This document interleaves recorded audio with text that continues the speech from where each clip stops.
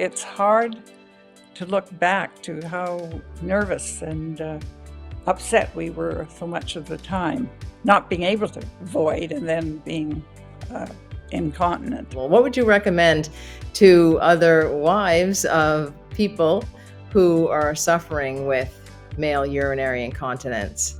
I would say live dangerously and experiment and try the Contino because it will change your life.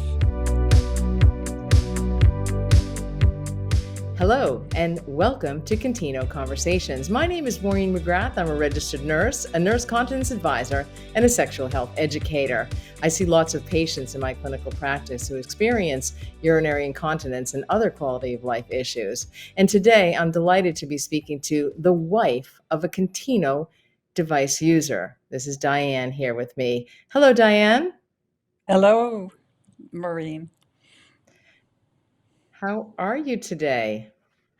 I'm fine. Looking forward to our conversation.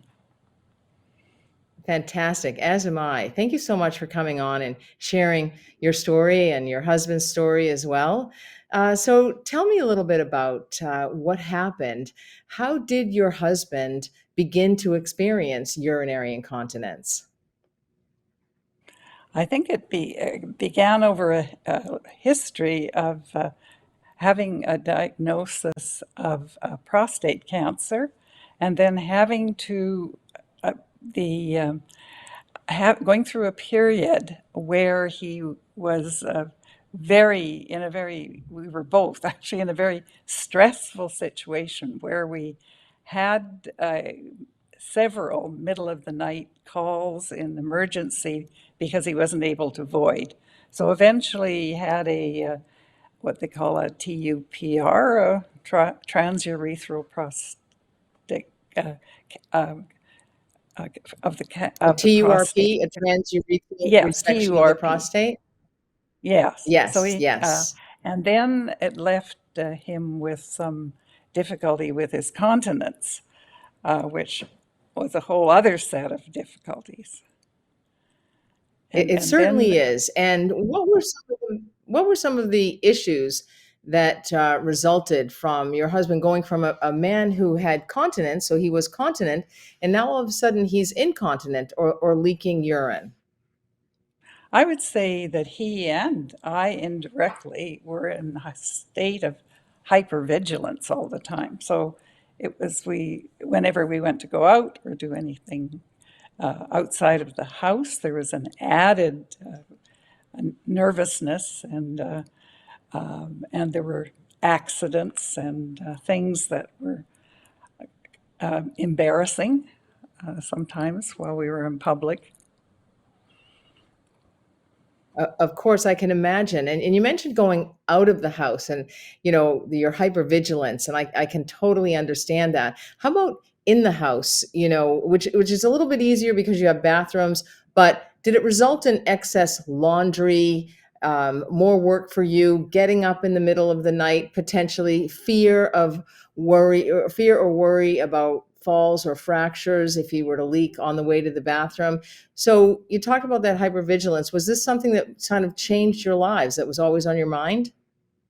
Well, I think it was because we didn't know what was happening next. And I don't think falls were an issue, but certainly the frequency of getting up and going to the bathroom and then the use of continence pads and pants and things. It was quite excessive, I would say. Of course, it's quite daunting. And so when you look at the difference between pre-incontinence life and the post-incontinence life, did you ever imagine that you would be supporting or loving somebody who was living with that?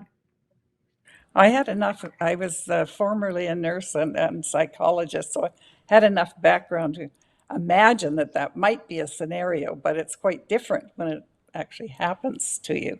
Much more exhausting, and certainly we both suffered from lack of sleep and getting back to sleep after an incident. I can imagine when you're supporting somebody who is up at night, you're up at night, you mentioned the pads and the added laundry, and so it must be tremendously exhausting. So what was your what were the next steps in terms of seeking treatment for the urinary incontinence? And I imagine you're delighted that the cancer is treated or has been treated, but now you're left with urinary incontinence. How did your husband and you begin to look into treatment options? We were lucky enough to be involved with Nightingale, and they had a physio that Dawn started going to, and she was very helpful. And I think she had the connection with Bob regarding the Contino, and said, it was in its early stages, and wondered if Dawn might be interested in trying that. So we were grasping for straws and desperate to have things different. So he agreed. And have you tried anything else? No. I mean, occasionally a penis clamp, Okay. not always successful.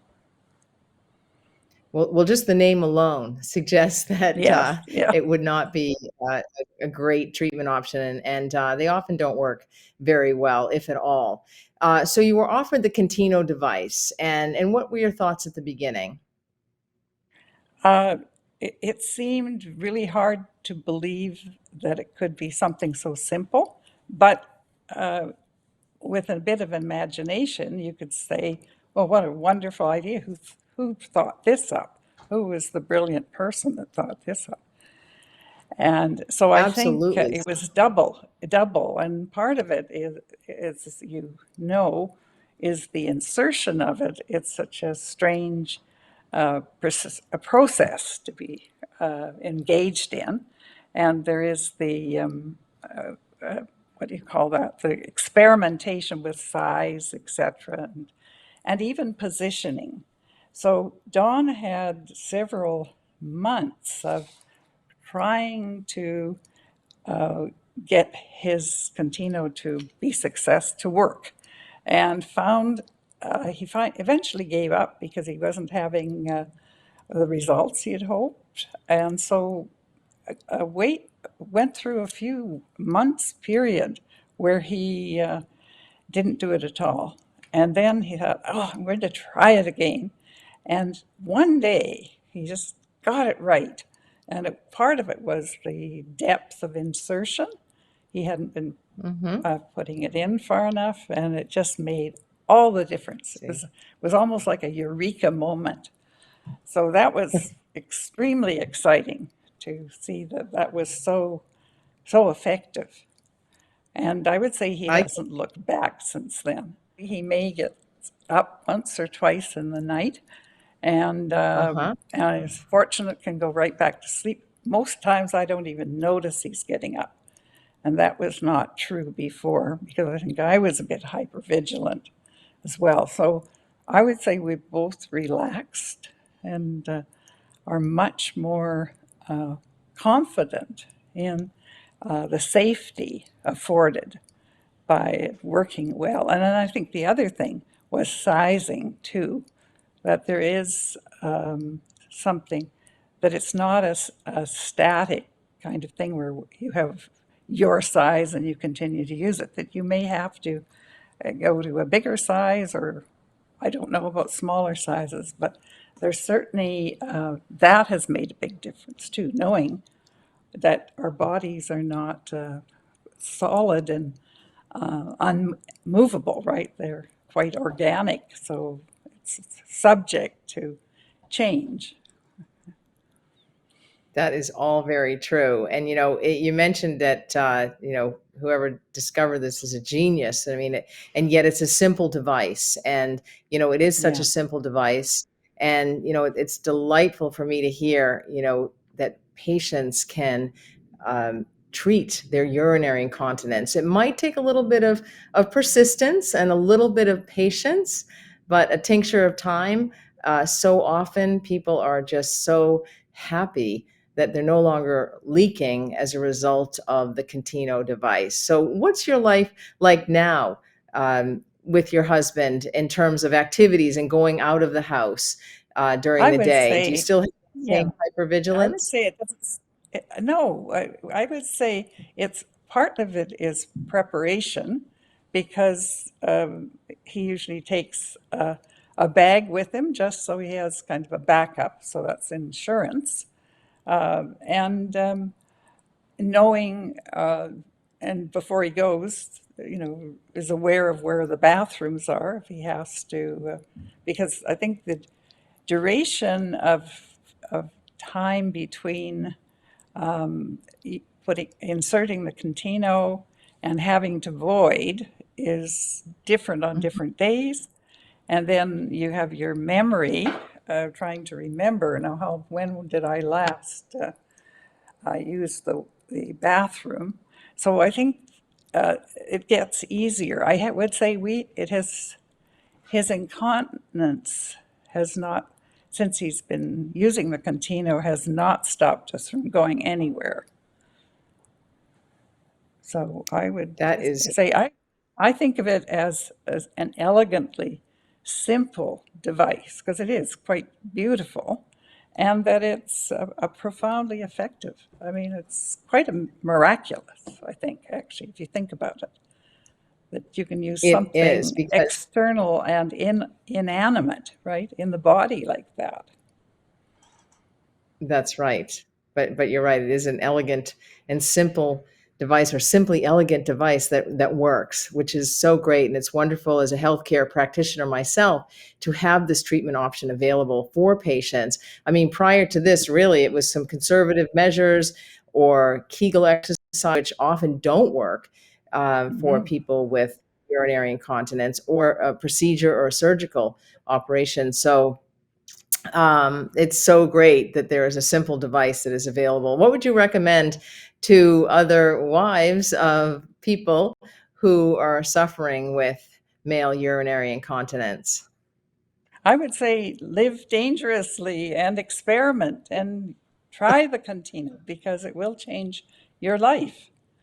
And I think it's hard to look back to how nervous and upset we were so much of the time during his critical incontinence, well, not being able to void and then being incontinent.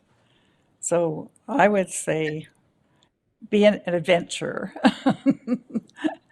I love it. Yeah. Live dangerously and be an adventurer. That's such great advice. Diane, thank you so much for joining Contino Conversations today, and best of luck to you and your husband, and continue on a dry road ahead. Thank you. And Maureen, thank you for today.